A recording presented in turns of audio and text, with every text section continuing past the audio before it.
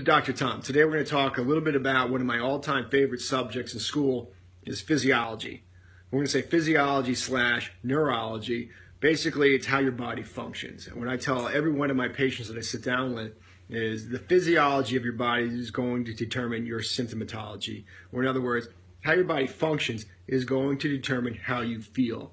And when we're going to sit here and talk about how your body functions, ultimately we need to talk about your nervous system because that's what controls the show.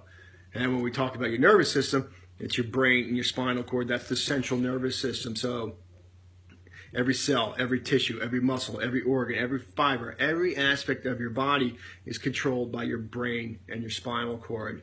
Point being here is that every message that comes from my body, whether it's from my hand, my foot, my liver, my digestive system, every message that comes from my body has to go through my spinal cord to get to my brain. My brain's going to give us the desired response and send that message back down through our spinal cord to get back to the body to tell your body what to do. And that's how it works. Even with a reflex, if I took my hand and touched a hot stove, the reflex is to pull my hand away. Well, that message goes directly to our spinal cord. The spinal cord tells your body what to do. Ultimately, the message will get to your brain, and that's when you start to perceive pain and all that good stuff. But every message goes directly through your spinal cord to your brain, from your brain back through your spinal cord back to your body. And when we look at the health of our body, your nervous system has 3 basic responses.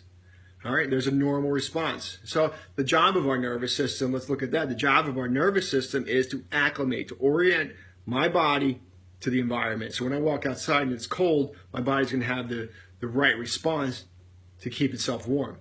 Or if I walk into a house full of cats, my body's going to have the right response, the correct response to deal with all the dander from the cats. I might sneeze once or twice, but my body can quickly acclimate itself and all is good. All right, that's the normal response. Or you can have a hyper response, an overreactive response. That's when we look at allergies, all right? That's an overreactive response of our nervous system, of our immune system to its environment. I walk in to the house full of cats and I can't control myself. I'm sneezing, my eyes are watery, I feel like I'm going to choke. That's the overreactive response of your nervous system, all right?